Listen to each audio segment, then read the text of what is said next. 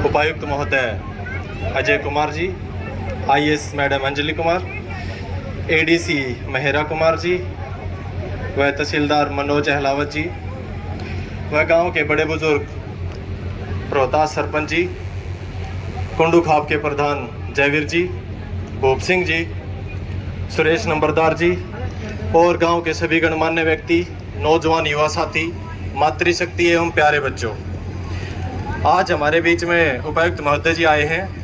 तो उनको देखते हुए गांव वालों ने बहुत सारी समस्याएं बताई हैं, जिनको मैं आपके समक्ष रखने का प्रयास करूंगा। हमारे गांव में पीने के पानी की बहुत ज़्यादा समस्या है और इसके लिए मैं चाहूँगा कि एक बार इसकी जांच भी करवाया जाए, क्योंकि मेरे गांव में लगभग 30% केस कैंसर के हो चुके हैं। हमने आंकड़ा निकाला था और बढ़ते ही जा रहे हैं। बहुत सारे तो ऐसे हैं जिनकी जानकारियाँ भी नहीं हैं। दूसरा, 10,000 से ऊपर आबादी वाले गांव में एक भी खेल स्टेडियम ऐसा नहीं है जहां युवा बच्चे अपने आर्मी की तैयारी कर सकें।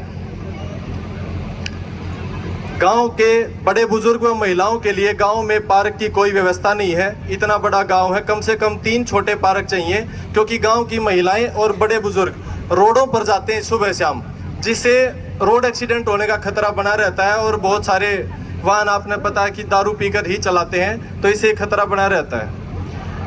गांव में बढ़ रही चोरी व अपराधों को रोकने के लिए गांव के मुख्य स्थानों पर कैमरों की व्यवस्था, जैसे पिछले दिनों बहुत सारे किसानों की मोटरें चोरी हो गई थी, अब ये सामान्य घटना आ गई। अभी पिछले सप्ताह हमारे गाँव में एक बहुत ही सेंसिटिव घटना हुई है।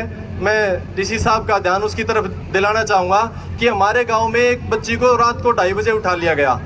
अब गांव-गांव हम देखते हैं कि बहुत सारे जो महिलाओं का ग्रुप है या किसी और का ग्रुप है जो बच्चों की तस्करी करते हैं, बच्चों के अंगों की तस्करी करते हैं। तो मैं चाहूँगा कि इसके ऊपर भी डीसी साहब अवश्य ध्यान दें। और बोदा ठोड़ा में एक तालाब है जिसकी 4 दीवारी नहीं हुई है, जो कि बहुत ज़रूरी है, जिसका पानी आसपास के खेतों में भी चला जाता है, जिससे खेती में बहुत सारा नुकसान होता है।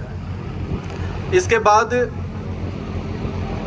एक बुढ़ापा पेंशन के लिए कम से कम 150 बड़े बुजुर्ग ऐसे हैं मेरे गांव के जो 62 साल के हो चुके हैं, जिनकी पेंशन नहीं बनी है और डीसी ऑफिस के चक्कर खा कर थक चुके हैं। और वे उनका कहना ये है कि अगर हम दलाल को पैसे दे देते तो हमारी बन जाती, लेकिन हमारा स्वाभिमान नहीं माना, जिसके चलते हम 2 साल से धक्के खा रहे हैं। एक किसानों का मुआवजा काफ़ी दिन से पेंडिंग है। बहुत सारे किसानों का ये कहना है कि जिनका काफ़ी नुकसान हुआ है और उनका मुआवजा अभी तक नहीं मिला है।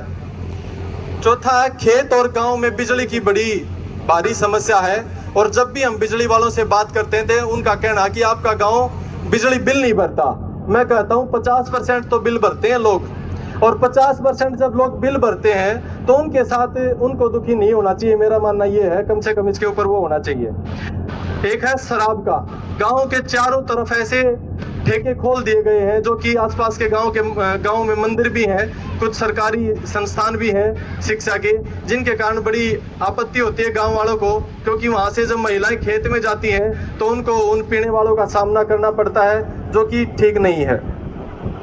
एक हमारे गांव के जो तालाब हैं, उनकी निकासी ठीक प्रकार से नहीं है। ड्रेन नंबर 8 में अगर उनकी ठीक प्रकार से निकासी हो जाए तो गाँव में कहीं भी गंदे पानी की समस्या नहीं रहेगी।